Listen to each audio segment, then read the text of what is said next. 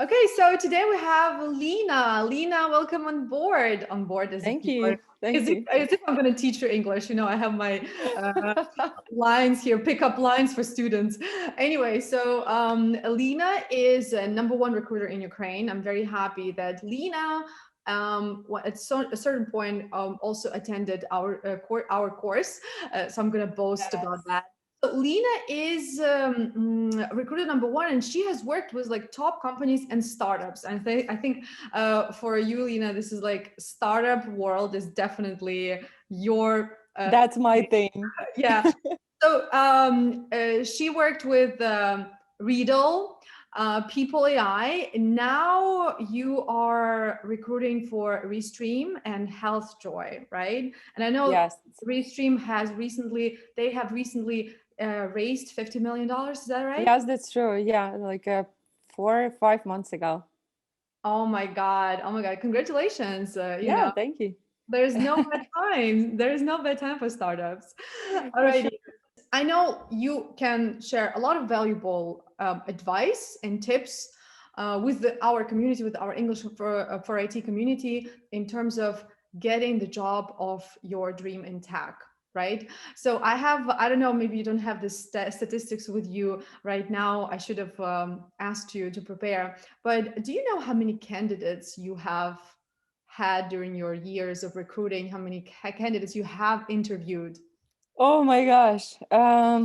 So for like 11 years already, I I remember the time, it was like 4 years ago, that I had 15,000 candidates in my Skype account, and it was blocked finally. Um, so I think that time I had all those interviews already in place. Right now I have something between 5 and 7 interviews per day. Wow. So I think I know a lot of people already in IT. Amazing. Are you recruiting only for Ukraine, or now, since because the world is remote, you also, recruit candidates from elsewhere? From the beginning of my career, I was recruiting people not just in Ukraine. I was working with the startups from US, from San Francisco, from New York, from Chicago. Now I'm recruiting for Texas, Austin, for Chicago, and for Europe sometimes. But most of the jobs that I have that are related to the development, they are in Ukraine or remote. Very cool. Very cool. So, Lina, why are you so passionate about recruiting? Because I know you're Oh, passionate about recruiting. yes, yes. Um, that's a great question. When I started doing recruiting, I thought that I was studying programming in the university. So the long story, we will go with the long one. I studied in software development in the university, and after 3 years of studying, I just realized that I will be like a horrible developer. But I Why managed is to that? help. Like I'm sorry to ask you. Why did you think you would make a horrible developer? I I was so upset with something was not working, and I was wasting like an hour of my time just finding this like one dot that is missing in my code. And I felt that it's not something that I'm really interested in overall. But I managed to find a job for my students, the people that I was studying with. Um, and I realized that, okay, I can help people to find their dream job. So I started from that.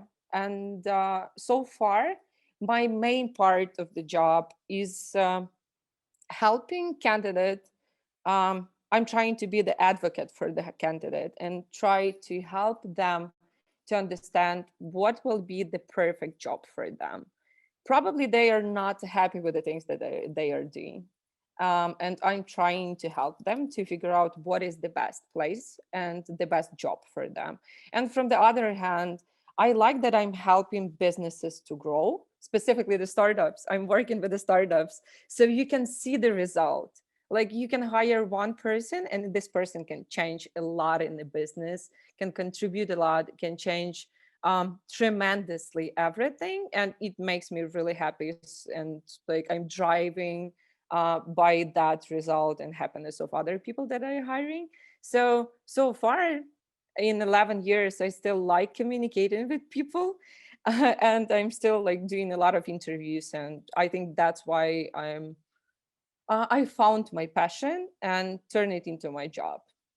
Very cool. That's a definitely. Thank you for sharing your story. That's why love asking those personal questions.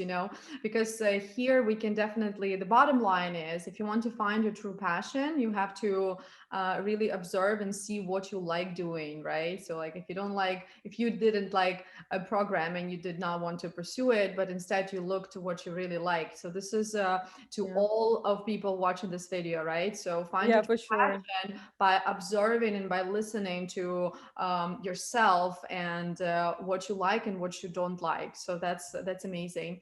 And another thing that I wanted to highlight in your story, that you are not just recruiting, you're coaching your candidates. That's amazing too, because like coaching is the thing these days. People need this, especially if they want to find a true career path. So that's great. That's Yeah, for great. sure. From my latest experience, I talked to the candidate and I was interviewing him for the one of the roles in our company. And he was not the perfect match for the company. And there was an obvious reason for that. So what I decided to do, instead of just sending the rejection email to the candidate, I jumped on on a meeting with him and explained that this sort of companies that you right now applying to is not something that you actually are good at, and you will be better and you will be happier in the different companies, not the fast growing startup, but in the company that is already like a company with the processes and everything like that. And it was like 2 weeks ago, and right now he received an offer from another company he was leading by my advice, and so far he's happy with the offer that he received. So yeah, consulting and coaching is a huge part of my job for sure. That's amazing. Yeah, that's amazing. I think after this interview, everyone would come to you. To everyone. By the way, if you're looking for candidates, I will be happy to post your vacancies as Perfect. well, because what we have at English for IT, what I have created for the community, we partner up with companies that we Hmm. work with, that English for IT work with, and they can share their vacancies, and we share them in our group of people, and we can also guarantee, sort of like, I Hmm. mean, everyone has a different level, but at least people who start our classes, they are English oriented. So I can see here, like, good trend in terms of language skills. Well, Okay. that's great. We have a lot of openings, so I will be happy to share them. Of course. Yeah, guys, watch this video until the end, and then you can get your prize, the Yeah. vacancies. So Lina, I of course want to ask you about tricky job interview questions, because like, if you Google tricky job interview questions, and just yesterday I was discussing it with some of the guys. They wanted to talk about stupid interview questions, and when I Googled stupid interview questions, and you know what? What are your weaknesses? This is considered stupid. Tell me about yourself. It's considered stupid. So can you share, like, what are the stupid or like tricky interview questions? So, from my experience, if you're asking a question that you cannot then figure out from the answer something that you were asking overall about, that's a stupid question. So, if you're asking about what are your weaknesses, um, what you will receive at the end, that the person will tell that he or she like is hardworking, and what was the sense of this wasted 1 minute of your conversation? So So instead, what you would yeah, ask? so any of the question that you cannot figure out what you will aim from this one, what the result you will achieve, or like what skill you can check, I consider as a stupid question. Of course, questions that are not job related, for me, it's something that recruiters not ask should not ask at all. Probably if you want to have a conversation and you have like a chit chat, you can ask about the hobbies or something like that. But primarily the main goal of the interview is figure out, are you a perfect match for this position? So the questions you are asking should be the questions that are job related. And my favorite part of the questions is the case interview, when you're like asking some specific case and asking like how the candidate will solve the situation. By those type of questions, you can have a lot of information about the skill set, the mindset of the person, and previous experience and maturity overall. And I just don't like to put in examples of those stupid or unrelated questions, because as you said, you can just Google them and you will see a lot. And from my experience, when I had the interviews in the different companies, I heard all of them. So I'm recruiter, but recruiters also can do their mistakes, and sometimes not a recruiter are responsible for questionnaire part. So just try to understand that those questions might be not reasonable if they're asking. And for all the candidates, for everyone, my advice: if you feel that this is inappropriate question or you don't want to answer this question, you have this right. And um, the trick that I'm doing and offering my candidates to do, you can answer your own question. So if someone is asking you about like your, I don't know, like, do you have some bad habit that you want to deal with? You can answer in the any way you want to look better than even you are. So that's a game that we all are playing. So more horrible question, more feel to like feel yourself more comfortable to answer what you want and lead So the conversation. So you are, so you give your candidate the right to ask the question if the candidate doesn't want to answer your question, or just Yeah, he yeah, has the of right. course, Yeah. of course. Sometimes it happen even when I'm asking a question and candidate cannot understand the meaning of the question or cannot understand what actually I want to hear from him. Then he can just say that, okay, I didn't get that. Can you ask again, or can you rephrase that, or can I answer how I think you for the question that I think you asked? Am I right? And so on and so forth. Ask a follow-up question.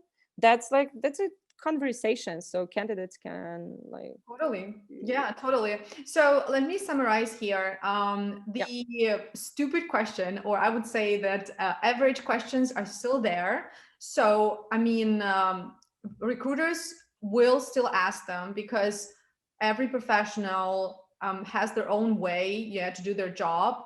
And so like if you are applying for a job, you should expect like typical questions, such as tell me about yourself, weaknesses, strengths, etc. So you have the candidate has to be prepared to answer those questions, because if you're not prepared, if you're just sitting there, it's not also good, it's not that good. But also, if you happen to face an interview where the recruiter is asking some questions that you don't understand, you can admit that I don't understand. Can I answer my own question? So just to give you more information, so that you show your ability to communicate, because at the end of the day, you're testing soft skills as well here, right? yeah, for sure. But by the way, when you're talking about questions that you ask your candidates, are they technical questions or both soft skills and both technical both questions? soft skills and tech skills. And just one like comment here, also from my experience, um, about double checking. Did you got the question, specifically if you're interviewing with someone from the native speakers? So the story behind, we had the candidate who was on the final round of interview, and he had the conversation with the native speaker, with the guy from States, and he was from Ukraine. Our hiring manager asked the question how he will be dealing with some specific problem. He asked like a case-based question, and candidate didn't get the question, and he started his answer not from the please can you repeat, I didn't get that, or something like that. He started answering the random question that he decided that it was about, and he started from I think that I am an expert in the field, and then I received a reject, and the main reason was ego. because candidate was starting already like third answer from I think I'm an expert. Yeah. Yeah, so better always is to double check and to ask if you don't get something. Even it's a good thing to ask recruiter why you're asking this question. So Really. don't be afraid to ask. Don't be afraid to Yeah, ask. for Don't sure. be afraid to clarify, especially when you talk to native speakers. Yeah. Because I think the biggest problem that people have, like the biggest fear, is that if they ask for clarification, native speakers will think that their English is bad or they don't understand. But people forget that even native speakers clarify with each other, so this is totally normal to do so. Lina, when you mentioned case study questions, we're talking, as far as I understand, we're talking about behavioral questions, right? So how you would act in a certain situation, or given the situation, what would you do? Could you give an example? I mean, when you mentioned the case that you love talking about, case study questions, what are they? As an example, you can build your case question based on the previous experience of candidate.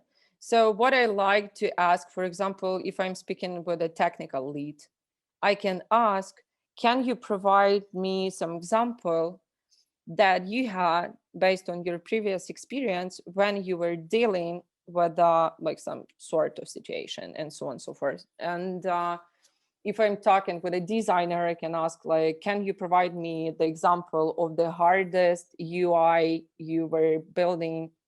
What was the challenge? And then I'm adding like follow-up questions a lot.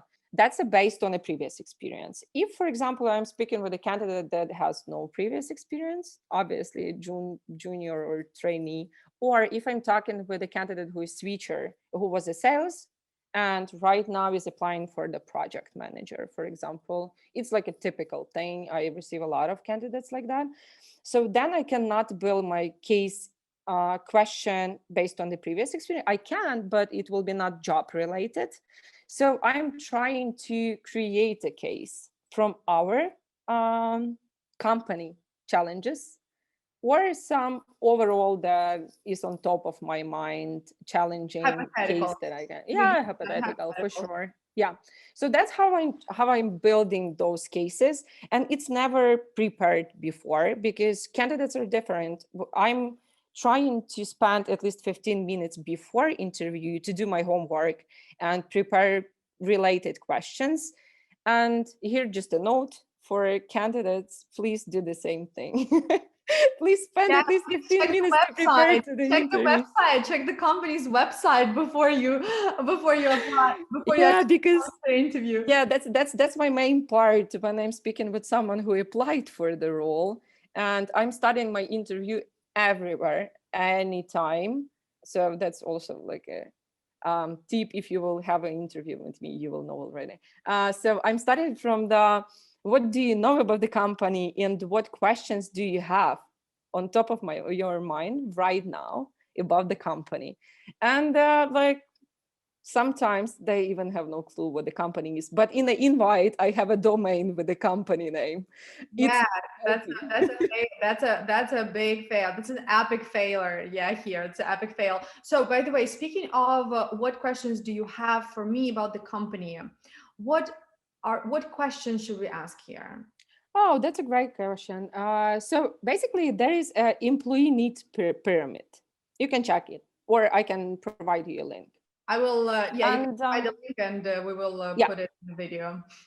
so there is no right or wrong answer or right or wrong question to ask. What I will do, why I asking this question, I need to understand what is on top of your mind and what you are more interested in. So someone can ask me about, can you tell me about the team that I will be working with? Someone will ask me about can you tell me about the product? Is this product successful already? Do you have already a revenue? Do you have a plan to go to the APO? Or someone is asking about the job, like what is the stack? What I will do, what's happened with the person that was working previously on this role. All of them are great, but for me, I will just then understand the motivation of the person. So are they more interested in a field So that's why they're asking about the product specifically, or they are more interested in the people that they will be working with, or they're interested in their professional growth. Everything is great, but then I will have better way to combine all these questions and figure out what is the best value proposition for the candidate, and what his motivation is, and it will be just easier for me to figure out what the person looking for. So technically, we can ask about the team. I think this is a great question. You know, we can ask about companies' goals, right? We Yeah. can ask about future opportunities for ourselves, right? So technically, any question that you have, so you should have a question. That's the Yeah, most do your important homework. here. Do Yeah, your so have your question. Do your homework, as you said, right? So you have to do the Yeah. homework. And Great question. Just a small and great question to ask is why this role is open, for how long this role is opened. It will help you to understand, like, for example, if the product role is open for more than a year, it means that probably the company even don't know who they are looking for. So then it will be better to ask additional questions about the role and responsibilities to understand, like, do they actually have a clue who they are looking for? So that's a great question. Another great question is to ask, what are the expectations from me when I will join the company? Top like 4 expectations, 3 expectations. Also try to add some numbers, because then you will have more structured answer. Like, give me 2 reasons, top 3 something. So basically, it's like you're interviewing the recruiter as well. I'm sorry. yes, It's like you're interviewing. what I'm trying to teach my candidates that I'm working with and consulting, that interview is not just about the company. You are interviewing company as much as the company is interviewing you. So you have the same right to ask as many questions as recruiter or technical lead or whatever the founder of the like the last interview stage with the founder. It's like the stage when you need to lead the interview and ask like 50, 60, or 70% of the interview. You need to ask questions and they need to Amazing. talk. So yeah, interview is not just about me asking candidates some random questions. It's more like a conversation, like a date, really. It's a speed dating. Wow, that's a really cool tip. That's a really cool tip. I think a lot of people, they're so nervous and they freak out so much before the interview that they forget that they have equal rights in this game. Yeah, that's a fair play. Yeah. Yeah, and as a result, recruiter will have the feeling that you're not interested in the role because you're not asking the questions. Yeah. So Or ask you're not prepared. Yeah. Or you're not yes, prepared yes, technically. yes, same This thing. is the same thing about English, you know, when Yeah, you interview the person in English and they don't ask questions, or they give really short answers, like one sentence or even one word. You have a feeling that they're not interested, or their English is super bad, or they're just rude, you know. So yeah. that's the thing here. By the way, Lina, I have a question regarding your things not to do during a job interview, or we can even think about what should you not do before job interview, during, and after. Something Yeah. of your head. First thing, if you realize that you will miss the interview, please give a notice about that. So do not appear to the interview. Yeah, that's like a first mistake for sure. And I can explain why. Not because I will get mad as a recruiter, that I will have additional free like half an hour. I will Be be happy. happy Be about like, that. I I did will be not. happy about that. But the thing is that I will not give you a second chance if you'll not explain that to me. Not just me because I'm like that. Because the So company, yeah, because it's things rude. It's like my cat got sick or my dog got sick would not yeah. work with you.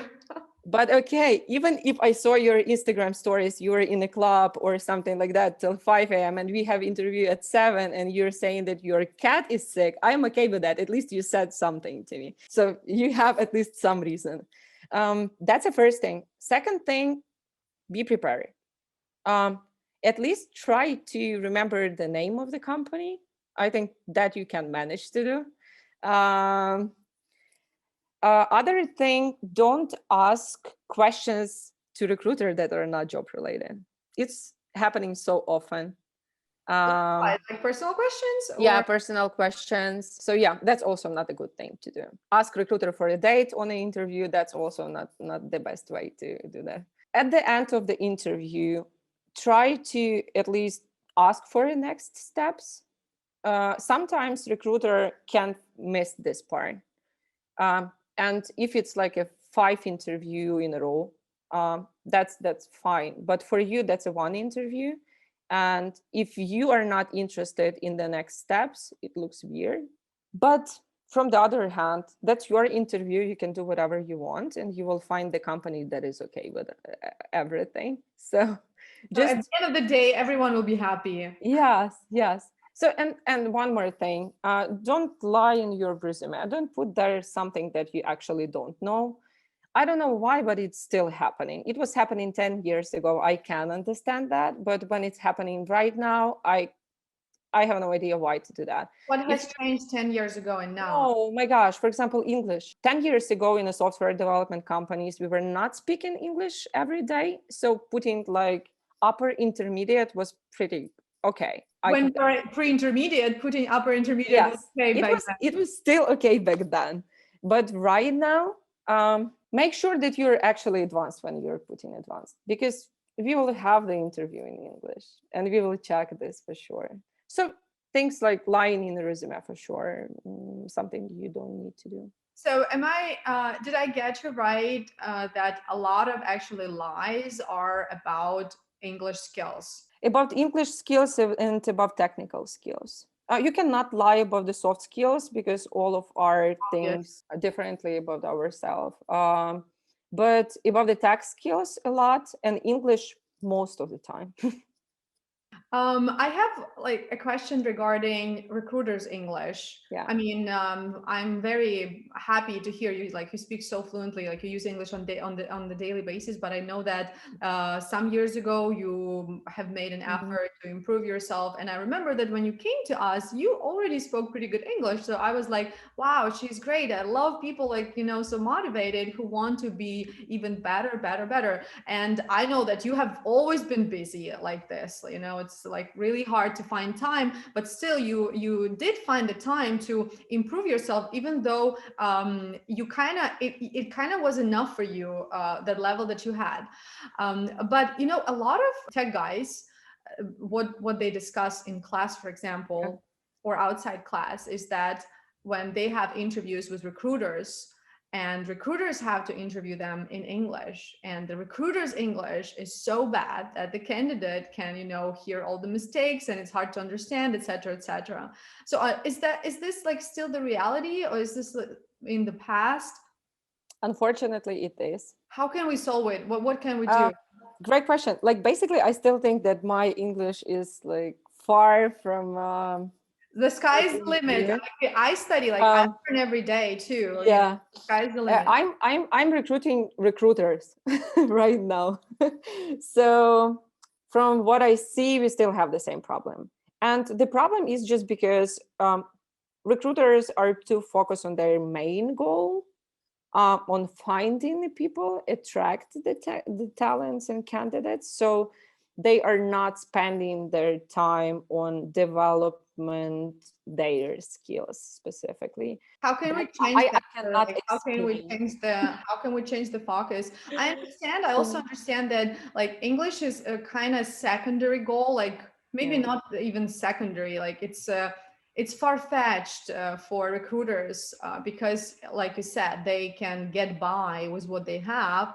But on the other hand, if they are more proficient in English, for example, they can attract better workforce too, because they get better respect from senior candidates. And I've heard, from what I heard, a lot of senior candidates, they get turned off by for sure. That's about the candidate experience. I'm also checking the candidate experience after the interview process, and that was the feedback that I received a lot previously when I was working with the San Francisco and we had recruiters on board in Ukraine. I think that what can change is the demand and overall value proposition on the market. We are speaking English more, and if you're not good in English, you cannot be on top of the market. And we will just have a simple market situation, demand and supply, and those who are not with a good English, they will be just off of the market. And from my personal point, I cannot explain that at all. That's just a fact. It's happening, and all people have a different motivation. I know that because I'm speaking with them a lot. Someone just don't like to study after they finish the university. That's a fact. Like, by the way, I'm studying Arabic right now. Wow, amazing. Good And job. I have an English speaking teacher because I'm in Egypt. So I'm studying Arabic with an English speaking teacher. And I realized that, okay, I have some problems with the English because she's explaining me the meaning of the word. And I even don't know this English word. You're killing two birds with one stone. Technically, I love it. When I used to study to teach myself Italian, I would teach myself Italian in English. So I would like explain words in English, and, like translate into English and not into Russian. So that was great. All right, Lina. My final question. Wow, time flies. Honestly, you have a lot of like hands-on case studies, so that's great. We should probably schedule maybe later another totally case study, you know. So when we talk about your very first job interview in tech, like you're a switcher, like you said, you meet a lot of those, like salesperson, and now you want to be a PM. We have a lot of people who want to be BAs, business analysts, and they come from sales background. They come from a project management background, but not in tech, or even any other job. So what would be your recommendations to people who are applying for their very first tech job? What should they focus on to actually nail it? Okay, first, prepare a proper cover letter. As a recruiter, I'm checking every application, and when I see that someone applied for a BA role and candidate has no BA experience but have a lot of commercial experience in the other field, better will be if you explain that to me, that your motivation is to become a BA, and prepare a cover letter, just like a few words, few sentences that helps me to figure out what you're looking for and jump into the interview call. Second thing is that beside the fact that you don't have a commercial experience, you still have ability to do something in that field. If you want to be business analytic, start doing the business analytic. So then on an interview, as an example, I had an interview today with a front-end developer, but he's actually not a front-end developer. He's a senior automation QA. And he decided to switch to the front-end developer. And when we talked, why I decided to talk to him, because I saw his GitHub link. And on a GitHub, he has already like 200 commits with a React, with a JavaScript, with the other frameworks. And he's actually trying to do something by not just learning algorithms or architecture, but through practice. And it helps me to sell that opportunity to our hiring manager and say that, listen, we are looking for a business analytic or a front-end developer who has at least 2 years of experience. But I have a high potential person who is actually eager to learn, who want to become a great front-end developer, who has an experience in the software development and specifically engineering as a QA, and can be a perfect match. And you need to help me to have all this information in place. So better you will be prepared, more information about your motivation and about your homework you will share with me. It will be easier to me to understand like why you are a good fit for the role that you're applying to. That's an amazing tip. That's an amazing tip. And another thing that I want to highlight here from your example with the front end developer, the person actually did something, not just said that he liked. Because I like how Yeah. I like that you said you have to see that the person you said that the person is eager to learn. Your eagerness to learn can be just you talking about this, or your eagerness to learn can be you actually doing things. So that's very good thing. And yeah, do your homework and get prepared. This is amazing. Yeah, and the cover. Yeah, and one tip, small tip. Just remember, as you said, I have a lot of experience in use cases. We had the candidate who applied for a QA role. I was working at Readdle, and the candidate has no commercial experience at all. So he was not even junior; he was trainee, and we had a middle level position. He before that he was working as SMM manager or something like that. What he have done, he downloaded all our products, even paid one. He created the test cases for each bug that he found in a product. He added that to his resume, and he's working there for like 5 years already.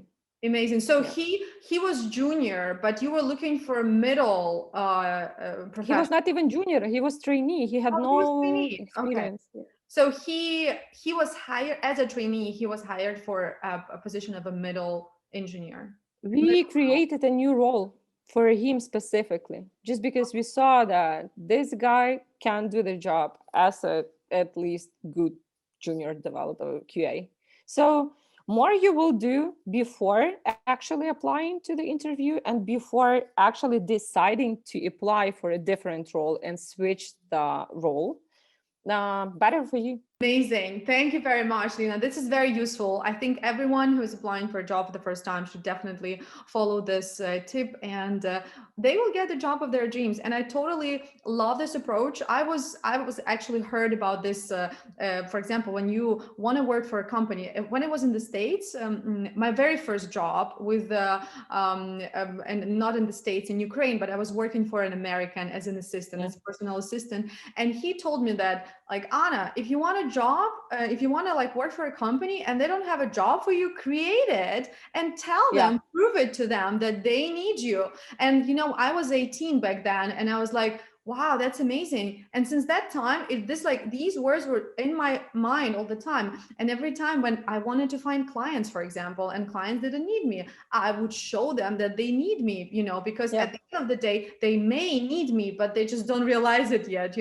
The same with the job. If you really want to work for the company, like you're passionate about it, you can show them that this is what they're missing. And your example shows that the company is ready even to open a new position or create a new job opening for a great fit for Yeah. this job opening.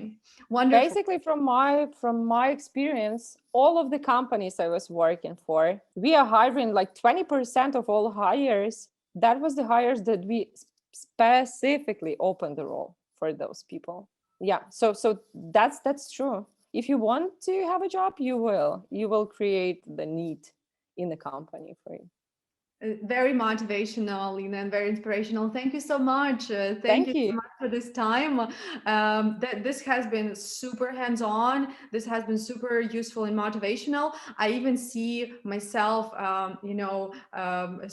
doing some scraps from this interview and like posting motivational quotes online. Thank you so much. I really appreciate you giving me your time, and Thank you. yeah, and definitely, I hope some of our community will work for you at the end of the day. So looking forward to share your vacancies and keep them posted Yeah. here. Yeah, thank you so much. Yeah. Thank you. Thank you.